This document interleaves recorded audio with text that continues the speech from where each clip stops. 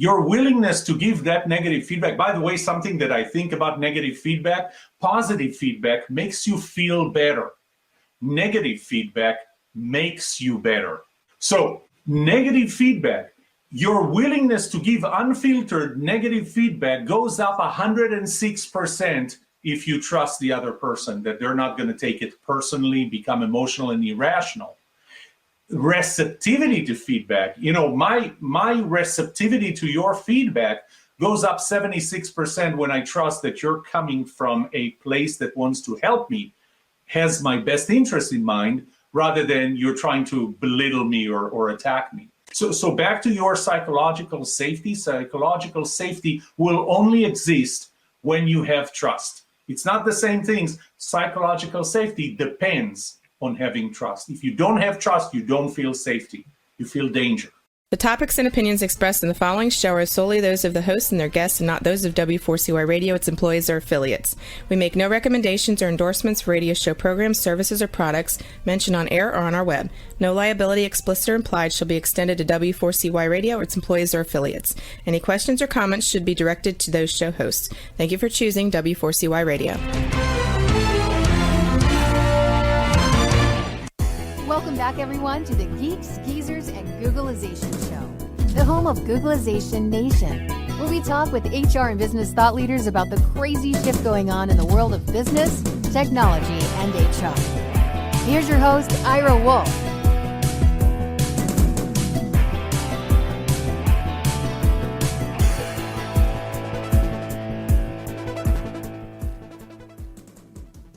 Hey, welcome back, everyone. Hello, Googlization Nation, and welcome to another episode of Geeks, Geezers, and Googlization. And welcome again to my co-host, Jason Cochran from Do Lead. We'll talk a little bit about that, hopefully, later on. Jason, how you doing? Doing really well. Really excited to be on again this week and on a topic that, my goodness, like you said a few minutes ago, trust. Everyone's talking about it, and seems like there's very little of it, whichever direction you look. So excited to hear what our guest has today for us in that regard. Yeah, one of the greatest lines, just posted this on LinkedIn right before the show. One of my favorite lines, and probably one of the greatest lines in movie history, was Jack Nicholson, when you can't handle the truth. And why can't people handle the truth, or why do people believe they can't do that? Because they don't feel that they're trusted. And every place we turn, I've been doing my certification for the adaptability to get my professional level certification on that. Will end up being one of the first 8 or 10 people, depending how many people complete it. Awesome. In just a few weeks, complete that. But so I see adaptability around us all the time. But just this morning, got an email, clicked on it, Washington Post, and the story is about how Flint, Michigan, big story the last few years, replacing lead pipes and the tragedy that was, and the number of lives that were affected. And the headline was, I'm just going to pull it up here quick so I don't screw it up, but Flint has repaired over 10,000 lead pipes, but earning back trust is proving harder. And boy, don't we know it. But what a year, what a time. I can't say just a year, but what a time to be talking about trust. And we met online, and I can't remember exactly what the connection was with our guest, Yoram Solomon. When I saw that, it's like, we haven't had anybody talk about trust. What an interesting topic. But the time we're having, people don't trust anybody. They don't trust public officials. We haven't trusted politicians for a long time, but we don't trust our doctors. We don't trust the public officials, safety officials. We don't trust science. And then people who are trusted, we trust misinformation more than we trust people who have the credentials. That's right. And with the labor storm right now, there's a lot of mistrust between employees and employers. Just this week, another headline that's really hit the media are the 25,000 workers at Disneyland. They now have been granted class action level in their lawsuit that they started in 2018. And they're just asking for some basic pay for having a living wage in California. The numbers are staggering. 11% of them are homeless, and 68% are food insecure. And for a company that's getting some tax breaks from the city of Anaheim, There's just a lot of mistrust there that, hey, why can't you pay us a living wage if in addition to your profits above your revenue that you're getting, you're also getting tax breaks from the city? There's something that's not right about that. Yeah, it's everything. And it is like, is trust really broken, or like so many other things that we're finding out, it was just pushed down. We just ignored it. It was a subject that, well, it's just trust. I mean, and we took it for granted. You took trust for granted that it was there, or that it wasn't as bad. And apparently it's bad, because there's a lot of this is coming out. So really excited today to have Dr. Yoram Solomon join us. Right before that, I want to put a poll up the other day, Jason, on LinkedIn. I know you saw it and you shared it, and appreciate it. And it was about what's the number one cause of labor shortages in the market today. And I won't tell you it's real quick. There's only 4 choices, because that's what LinkedIn limits you to. But there were 4 choices. We've got about 600 or 700 results already. We had 22,000 views. People saw it. It's still sharing, and which was remarkable. So there is the website, and especially if you're just listening on a podcast, it's rebrand.ly, rebrand.ly/PLS poll, which is Perfect Labor Storm Poll. And real quick, it'll take you a second. There's a great conversation on there. We have quite a few comments. People are sharing their stories, what they thought it should have been, or agreeing, confirmation. Some other experts in there, so it's not just me. But really, if you'd go up there, and Roxy, if you can show the QR code, if you're watching, you might need to pull. Yep, there you go. You can just pull out your phone and take a quick poll and enter into the conversation. Appreciate it. It'll go through this weekend. And then next week, we'll talk about some of the results. So back to Jason, and it's time. Let's do it. Let's bring on Dr. Yoram Solomon. There he is, all the way from Plano, Texas, this week. Yes. Hey, welcome to Geeks Geezers and Googlization, and welcome. What a time to have you. You and I went back and forth the other day, chatted a little bit about, your interests were innovation or trust. It seems like, okay, which one do I juggle? But you have an interesting background. Let's talk real quickly how you got to this place, because you've got multiple degrees, multiple careers, and then let's lead into what can leaders do? I mean, why is there this break in trust, and what can we do to change it? Yes. Well, the reason I got there, it's kind of a funny story. By the way, I was listening to you from back there in the green room, and it goes, you can't handle the truth, and you got to put yourself into it. But, I started with innovation, just like you said. I started with innovation. I was trying to help companies innovate, be more innovative. And what I found was that ideas never stuck. And so that was the time I was working on my Ph.D. research. And the topic that I was choosing for that was, why are people so much more creative in startup companies than they are in large, mature companies? I started startups, I sold startups, bought startups, but at the time that I was working on that dissertation, I worked for a very large company, and I could feel the difference. Well, 2 years of research, interviews of people and companies in the US, Canada, China, Europe, and Israel, and I can boil the answer to just 2 words: innovation culture. So I started working on innovation culture. That was the time I published my 7th book, Culture Starts With You, Not Your Boss, which I really do believe in. Culture starts with you, not your boss. And I was interviewing a potential client at the time when I started going over those components that make for a culture of innovation. And what I realized, that company had none of the positive components and all of the negative components. And I was curious, trying to understand why, when it finally dawned on me, because after 20 minutes, I realized they lacked trust. They didn't trust each other. Leaders didn't trust their employees, so they didn't give them autonomy. And autonomy is not just do whatever you want. Autonomy is, I'll tell you what has to be done. You decide how you do it. You didn't get any accountability. All you saw from employees was CYA. The most important part was the inability to hold a constructive disagreement.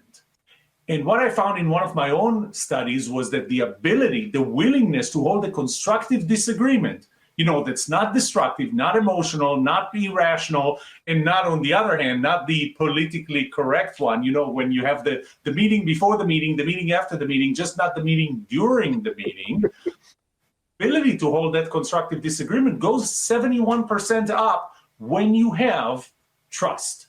And so at that time, that book was the first time that I wrote about trust. The book was already with the editors, and that's when I wrote a 6-page epilogue called Building Trust. So if you ever get the book, Culture Starts With You, Not Your Boss, the only one chapter that would probably have all the typos and all the grammar issues are that chapter, because that never went through the editor. But that was the first time that I started building my model of what trust is. And trust is not what we think it is. Trust is not what you heard. Trust is not universal. It is not absolute. It is not static. And so I started building my model, and that was the time that I felt that I was kind of in a junction. And I asked 20 of my closest friends and family members, what do you think I should do? Should I stick with innovation, or do I turn into trust? Because I had enough critical mass of content on trust that I started developing. And 19 out of 20 said, stick with innovation. So I moved to trust. You didn't trust them, right? It's not that I didn't trust them. One of the things that I learned, everybody with very good intentions, but when you ask for advice, people, especially people close to you, especially people who care about you, would want to pull you more into their comfort zone than push you away from yours. But you asked a specific question. You asked about leaders, so I have to share this with you. I did a survey. My survey had, I think, 363 people, and the question was really, what is the most important quality for you in other people? So I asked about your boss, your employees, your peers, a salesperson trying to sell you something, your government representative. I heard, Jason, that you brought up your government representatives, and even your spouse. What is the most important quality? So I got a lot of qualities, started combining them, and here are the top 5. Number 5, are you ready for this? We're Number ready. 5, good looks. I know, right? Fortunately, 3 out of 363, so 0.83% thought that good looks is the most important quality. But number 1, with 61.2%, trustworthiness. The most important quality I have in you is your trustworthiness. It's more than the next 4 combined. But here's an interesting thing. I told you that there are 6 types of people. Trustworthiness came in number 1 in only 5 of the 6. 5 of the 6. I'm not going to make you bet, but the one where trustworthiness was not number 1 was when I asked leaders about their employees. What is the most important quality for you in your employees? The answer was willingness to work hard. 47.5%. 39% was trustworthiness, second place. But first place was willingness to work hard, which kind of brings up something that Henry Ford once said. Why is it that every time I ask for a pair of hands, they come with a brain attached? Hiram, Jason, this is 2021 and leaders still think this way, and this is what I'm here to change. Absolutely. So how did we get into this mess? Why, I mentioned earlier, it just seems that, wow, in 2021, the pandemic hit and took away trust. You've studied this for so long. Was it just brewing underneath? Was there this lack of trust, and the pandemic just exposed how fragile it really was? What were some of the reasons that it's just come to this tipping point? Well, it's a combination of things. One of the things that I did, and this is over the last probably 13 years, was I observed 8 laws of trust, how trust behaves. And 4 of them actually fall under the category of trust is relative. Trust is relative. It is not absolute. And I'll tell you a quick story. I have 2 daughters. My older daughter already graduated from college. My second one is halfway through college. And one day I noticed she was signing up for a class. And in that class, she went to a website called Rate My Professors. Have you heard of that website, Rate My Professors? So you can imagine what it does, Jason. So this is where you go and you see It's just like reviews. It is reviews, anonymous by students who took classes with a specific professor. So she was choosing classes based on that. And I thought, man, wait, I'm a professor. I teach at SMU.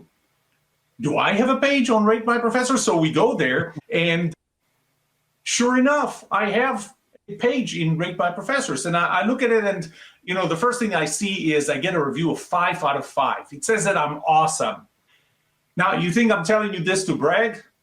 Actually, yeah, that was the number one reason. But number two reason, get ready for some vulnerability. By the way, and vulnerability is a very important ability and willingness to be able to hold a constructive disagreement, the willingness to ask stupid questions and suggest stupid ideas. And it's 240% higher when you have trust than when you don't.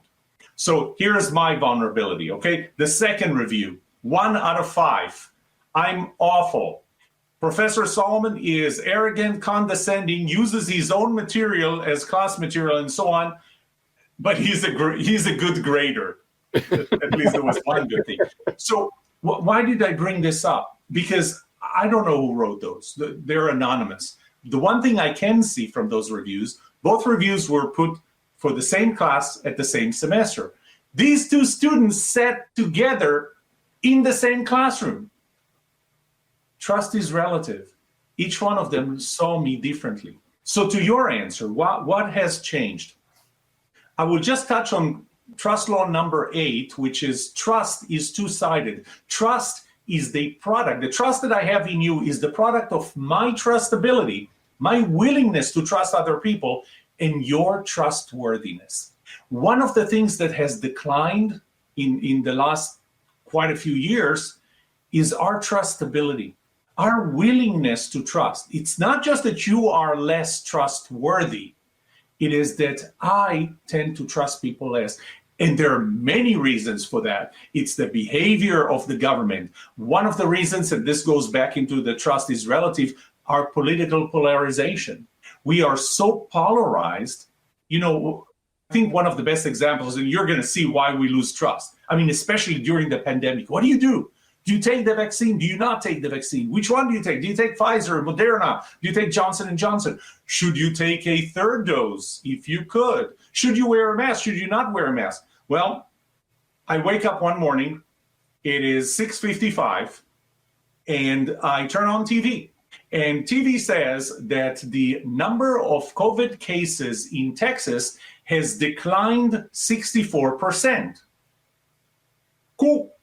5 minutes later, it's 7 a.m. So I'm watching NBC, and it goes to the Today Show. This is the one that's broadcasted from New York, right? It starts with there is an increasing surge in the number of cases in several countries, especially in the South. For example, Texas, the number of cases went up 81%. I didn't touch the remote. I'm still on the same channel. The local affiliate said the number of cases in Texas went down 64%. The national program in New York says it went up 81%. Who do you trust? So I decided, you know what, I'm going to dig deeper into this one. So where do they get their information? Probably the CDC. So I'm going to the CDC's website, and I actually share that in my workshops. By the way, if you're interested in my workshops, just go to my website, yoramsolomon.com. You have to spell Solomon correctly, just like it's spelled right here. So yoramsolomon.com, and in one of my workshops, what I do is I share this chart that I found from the CDC. Here's the thing. You know which one was right? Did we go down 64% or up 81%? Neither. Actually, they both are. On that day, for the last week, the number of cases went down 64%, went up 81%. But over the last month, they went down 64%. Neither one gave you the full picture. But why? Let's go back to what they said. In Texas, local affiliate, number of cases went down 64%. The governor is going to have or ban mask mandates. Confirmation. In New York, they want to convince you to take the vaccine because the number of cases in Texas went up 81%. Confirmation bias is becoming so pervasive that it is just causing us not to trust other people. So the first thing that declines is actually our trustability, our willingness to trust, not necessarily, not only other people's trustworthiness. So I mean, there is trust. Well, I guess the question is there trust on the misinformation? So, and again, I don't want to turn this into political because there's certainly questions about things, but for the vaccines, I mean, the reasons are that I don't want to take the vaccine because there's going to be a chip in my body. I don't want to do that because now they can track me by lasers.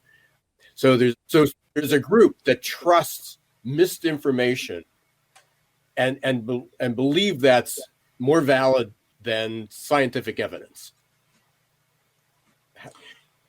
There was a research article that came out fairly recently, I think, in the last couple of years, that talked about confirmation bias in science, Ira. You're talking about as if one group relies on science and the other absolutely not. Not true. What you have is you have science presented in a way that includes confirmation bias. In that study, they came up, and that study was not political. In that study, they came up with, I don't remember exactly what the numbers were, but a very large percentage of studies were done on samples that were too small, were never confirmed. When they tried to confirm it on a larger sample, they actually rejected the original premise of the original study, which makes you wonder, what is true? And by the way, if you don't let them put that chip into you, how will I be able to control you until I have so far? It reminds me of two words that my major professor shared with us as we were becoming psychologists in grad school. The first two words that were out of his mouth to the whole class were, what are the two words that are the most important in research? And he said those two words are, it depends. Yes. And all of us were just sitting in the classroom like, that's really profound. Like, we came here expecting we're going to have answers, to everything. And it was just a subtle reminder of, context matters, even within, the realm of research, that you have to consider that there's exceptions to rules, that there's so many different factors and variables that go into explaining causation or correlation and things like that. And so I think that parlays perfectly into what you're talking about there, that trust, it is something that's fluid, and sometimes things change where something that might be true for one person may not be true for another, given certain factors or variables that we may not be privy to. Yeah. But something, I want to take it to the other side as well. I talked about us losing our trustability, our willingness to trust others. But I think we're starting to play fast and loose with not just with facts, but with other things as well. And I'm going to share one of my biggest pet peeves, and that's best-selling. Everybody's a best-selling author. By the way, I'm here to say I am not a best-selling author. I checked 7 different dictionaries and encyclopedias to see what does best-selling author, best-selling book, what does it mean? And what do you think? If you're about to, let's say, hire me to do something, and let's say that I have used I describe myself as a best-selling author, which once again, I am not. But let's say that I did. What do you think? You're thinking, oh man, his books sell what? 1,000 copies a month, 1,000 a day, something like that, right? Here's what you don't think. What you don't think is that what gave me the ability to say that I'm a best-selling author is the fact that I took my book on Kindle, reduced the price from $14.99 to 99 cents, which is the minimum you can reduce it to. I got 3 of my closest friends to buy this book, which, by the way, ahead of time, I categorized in the sex psychology of cats, even though it's a business book, because there are not too many books in that subcategory. And because of my 3 friends who bought this book for 99 cents for 7 minutes, my book was listed #1 in that category. I took a screenshot of that category, And from that moment on, I'm going to call myself a best-selling author. Is that what you think is a best-selling author? You just blew my dreams.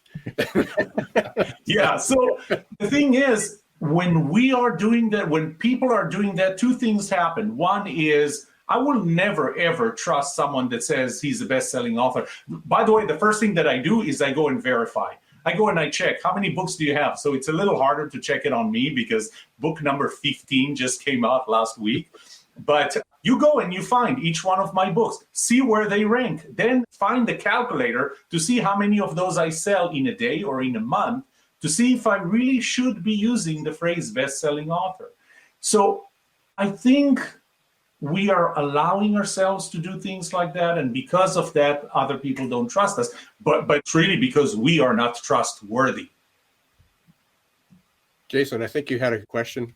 Yeah, one more. Another term that we hear thrown around right now, Yoram, is this term psychological safety.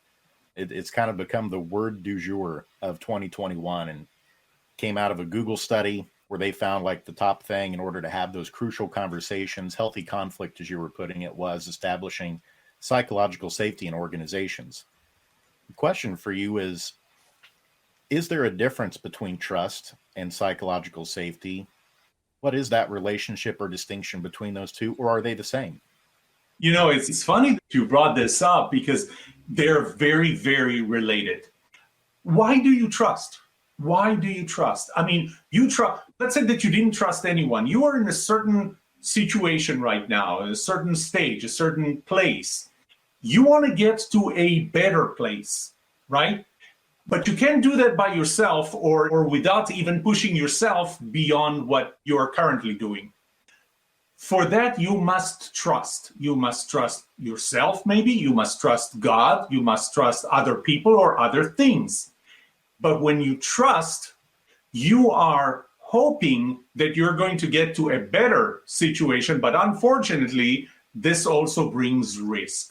And so you feel safety when you trust.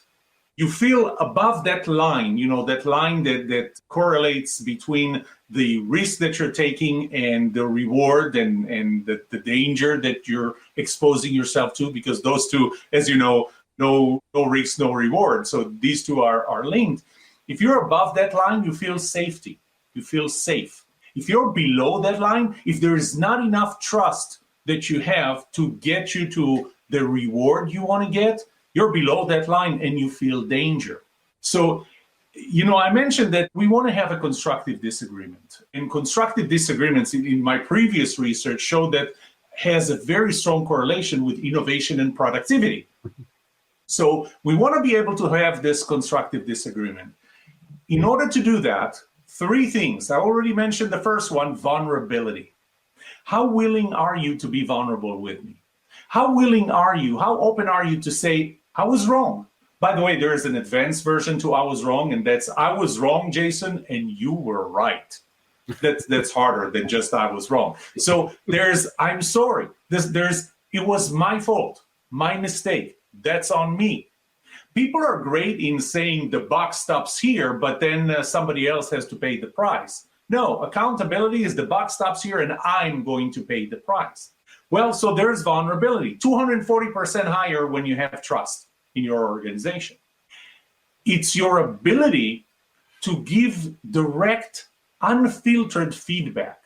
You know, it's great that it's very easy for me to say, Jason, what a great background you have there. Or Ira, what a great show you have. That's easy, giving positive feedback. Negative feedback, and negative feedback is not giving feedback in a negative way, in like I'm going to insult you and attack you.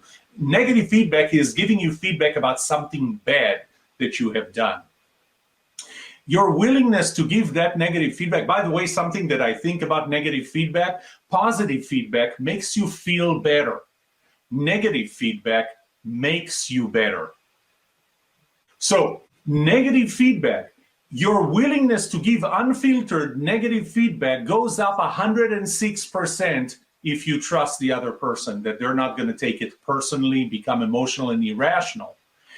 Receptivity to feedback, you know, my receptivity to your feedback goes up 76% when I trust that you're coming from a place that wants to help me, has my best interest in mind, rather than you're trying to belittle me or attack me. So back to your psychological safety. Psychological safety will only exist when you have trust. It's not the same things. Psychological safety depends on having trust. If you don't have trust, you don't feel safety. You feel danger.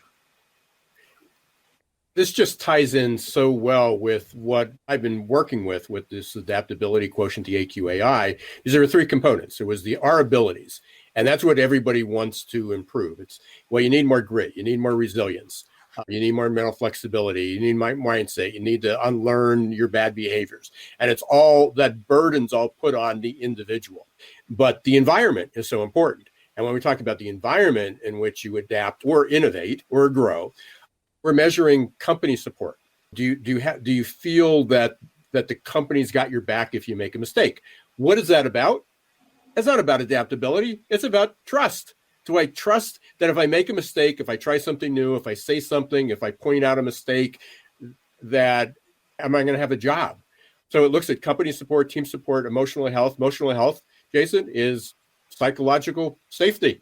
That's what it talks about, is, do I feel safe to be able to fail? Can I fall down and not worry that everybody's going to walk over me or attack me? And then there was about job stress and work environment, but it's incredible. I mean, the tie-in with this, that the focus is, in order to become more innovative, in order to grow, we need to become more adaptable. In order to become adaptable, let's teach all these people all these other skills, but it's about the culture.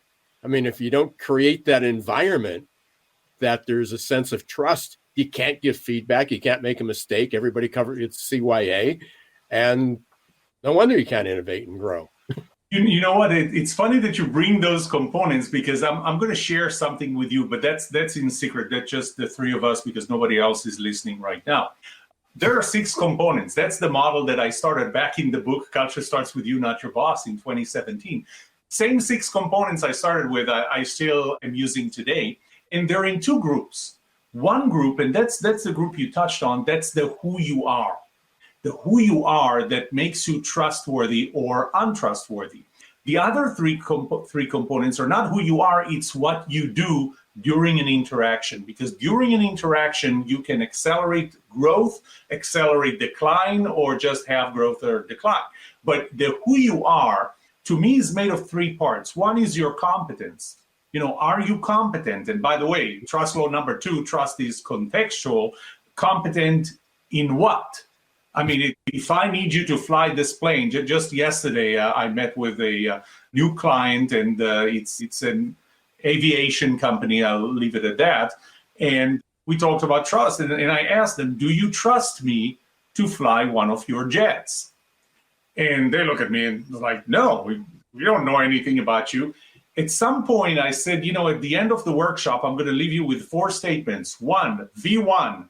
2, rotate. 3, positive rate of climb. 4, gear up. As soon as I said these 4, which, by the way, come from a checklist for every jet, they go, okay, so he knows what he's talking about. My level of competence just went up. So competence in the context of what I need to trust you with. When I served in the 35th Airborne, I needed to trust people with what they do. When we enter a room, that I'm going to go to the right and they're going to go to the left. And by the way, the reason is because I'm left-handed and I would carry the rifle slightly to my left. That's why I go to the right. They had to trust with what I do behind the rifle. They don't need to trust me in flying a plane, but they needed to trust me behind the rifle. So competence. The second one I already mentioned, because it's relative, trust is relative. It is the personality compatibility. And that name has changed for me over the years. It started with shared values, but it's more than shared values. It's how our personalities are compatible. They don't have to be the same, but they have to be compatible. There are certain things that are on the absolute side of things, like telling the truth or lying. And Ira, back to you. You can't handle the truth. So not telling the truth, telling lies intentionally and knowingly, nobody's going to trust you. But now you're going down to things where they're just different. It's not bad or good. It's just different. Mm-hmm. I'm an extrovert. Could you tell? I'm an extrovert. And there are introverts, and introverts don't get well together. There are people who like to take risks. I like to take risks. People who don't like to take risks don't get along with me very well. I think that they're just holding back and they think that I'm reckless. So that's the second part, personality compatibility. But the third one you touched on, Ira, is the situation. This is a situational one. So are we on the same side? Are we on the same side of things? Do we share the same vision? Do we share the same mission in a company? But we can share something else, oddly enough. We can share the same enemy, and it will increase the trust between us. Right. Can you think of an enemy that we have right now? It's this little bacteria, not bacteria, it's a virus. Right. The coronavirus, COVID-19. That's a common enemy. And that actually is probably the one element during this pandemic that increased trust rather than reduced, because we are on the same side. There are 2 days in history that the level of trust was the highest ever here in the US. It was December 8, 1941, the day after Pearl Harbor, and it was 9/12, 2001, the day after 9/11. The level of trust was amazing because there was an enemy and it was on the other side, while you and I were on that same side. Pretty amazing. Connections, my brain's exploding and drawing all these things that I've heard. And it was like, oh, the issue, we're focused on the wrong issue. We're trying to fix the problem or find the solution. And the challenge is we need to work on trust. I mean, we can create the environment, we can reskill, upskill, give all these people all these abilities. But ultimately, the measure isn't like what I'm talking about. We're measuring AQ, adaptability quotient. The ultimate goal of adaptability quotient the measurement should be trust. If everyone trusts one another, it'll work out. Yeah. If we, go ahead. It's funny. By the way, the reason your head is exploding is because I still have the laser on you. So hang on. Okay, better now. The laser is off, and so the chip is not being sensed. It must have been the vaccine I got. So when I decided that I'm going to be working on trust and spend essentially the rest of my life researching and teaching trust, was when I realized that starting with innovation, trying to help organizations with innovation is like building a building starting with the second floor. You don't start with the second floor. The first floor, I already got to the first floor, which is innovation culture. But then I realized that you don't even start with the first floor. You start by pouring the foundation. And the foundation is trust. And it's just like when you go to the doctor, the first thing that they do is they give you a remedy, but they give you a remedy for what? They give you a remedy for the symptom, not the disease. You need to, and again, I'm not here pushing for vaccinations or not. I am vaccinated, but we need to work on improving your immune system rather than fixing the symptoms.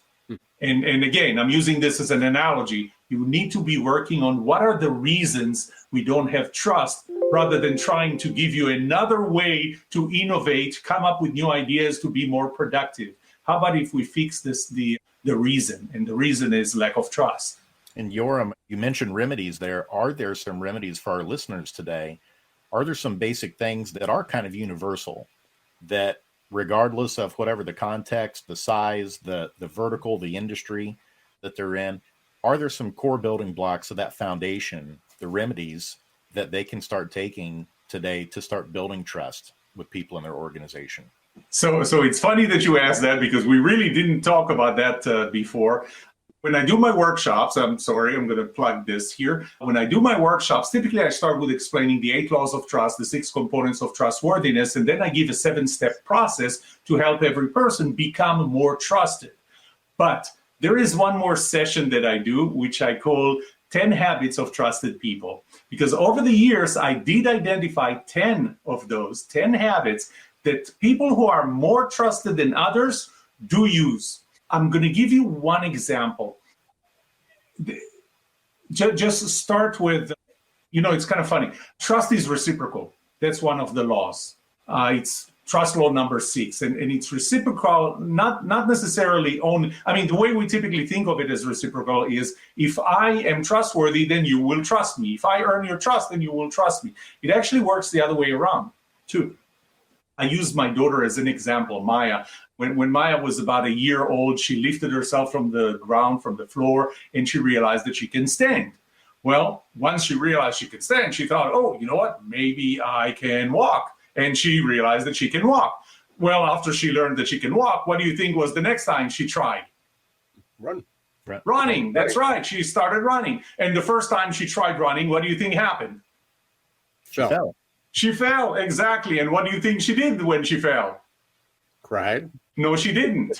She got up. I knew you were going to say that. No, she didn't. She didn't cry. She looked back at me to see what my reaction would be. And if my reaction would have been, she would have started crying, because obviously something terrible has happened. But if you would see that my reaction is, get up, keep going, she would get up and keep going, because apparently that was not terrible. Trust and trustworthiness work the same way. If I trust you and I show you that I trust you, you will behave in a trustworthy way, because otherwise, Jason, especially for you, you're going to suffer from cognitive dissonance, right? Mm-hmm. So to avoid cognitive dissonance, if I feel that somebody trusts me, I behave in a trustworthy way. So one of those 10 components of what makes a trusted person in general is you start with trust. You trust other people a little more than you feel comfortable trusting them, because then you force them to go up to that level of trust. Now, unfortunately, their trustworthiness might be higher than that, and you're actually pulling them down because they go, well, he doesn't trust us enough. But that's one of those elements, trust them. I'll give you another one and see if you want any others. But this is empathy. And empathy is not pity. It is not compassion. Empathy is your ability and willingness to see things from the other person's perspective as if you were them. Not put yourself in their shoes, because you're not them. Your ability and willingness to see things from their perspective as if you were them. And that's critical. And you know, one of the exercises I do is I put the number 6 lying down, and I ask people, what number do you see here? And half the people see 6, half the people see 9. And really the answer should be, Jason, it depends. The head of research in my university used the same thing. It depends. These people see that differently, and you have to accept the fact that there are 2 sides to every story. So there, I gave you 2. Excellent. And Yoram, we literally blew through the break. I just enjoyed this conversation so much, and we could continue it forever. Not forever, but at least indefinitely. Wait 1 second. Let me clear the rest of the day. Yeah.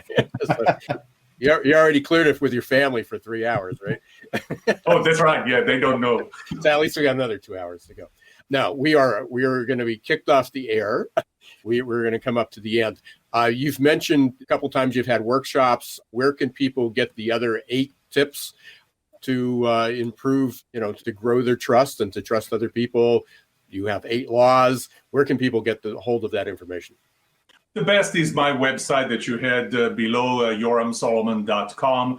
It's organized, I think, pretty fairly easily, so you can find my workshops if you click on, workshops, or bring me as a keynote speaker. Or I have online courses, by the way, Trusted at Work, where you don't even need me. Just go there and there's 3.5 hours, I believe, of videos, short videos with exercises and everything. And it's all there. It's all at yoramsolomon.com. And there's quite a few additional interviews that you've had. Obviously, this will be at the top and your best one yet, but you have other really, really good interviews. And again, It's been totally enjoyable. Go ahead. And one more thing.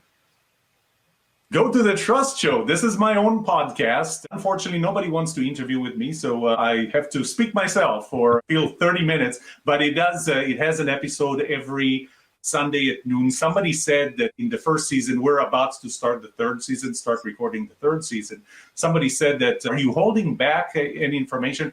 This and the Book of Trust, between the Trust Show and the Book of Trust, I consider this to be my legacy. I put everything there. There's nothing that I hold back. Excellent. Well, if you're ever looking for guests, and I'll speak for Jason, I'm sure, but either one of us would trust you to be your guest. So, thank you. Very good. Stay safe. I really appreciate it. Definitely would love to have you back. This is going to be an ongoing story, and your research is phenomenal, and you're just a great guest. So appreciate it. Thanks. Thanks for having me. Thank you, Ira. Thank you, Jason. And thank you, Roxy, in the back. So, thank you, Yoram. Okay. We just let them run. So it was entertaining. The connections with everything that we talked about were so good, especially being so deep into adaptability, AQ. But just on the day, just trying to make sense of where did this divide, where did this polarization come, whether it's politics or the vaccine or trust or education or masks or what's almost every topic today.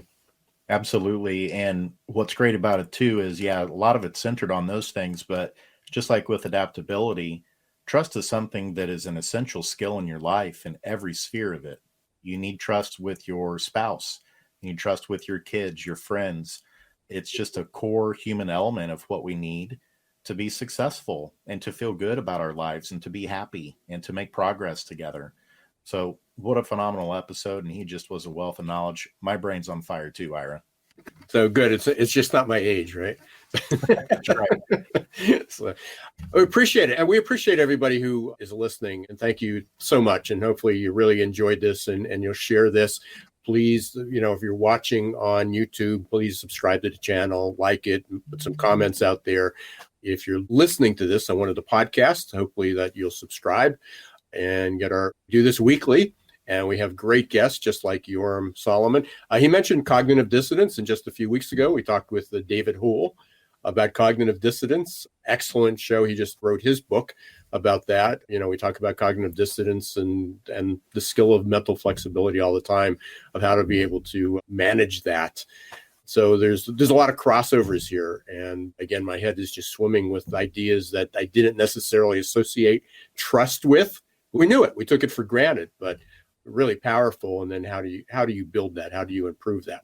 And I loved your question about psychological safety too. It was a great tie-in and it brought things together. For those who are not members of our community, Googlization Nation, hopefully you'll go up to googlizationnation.com. It's free.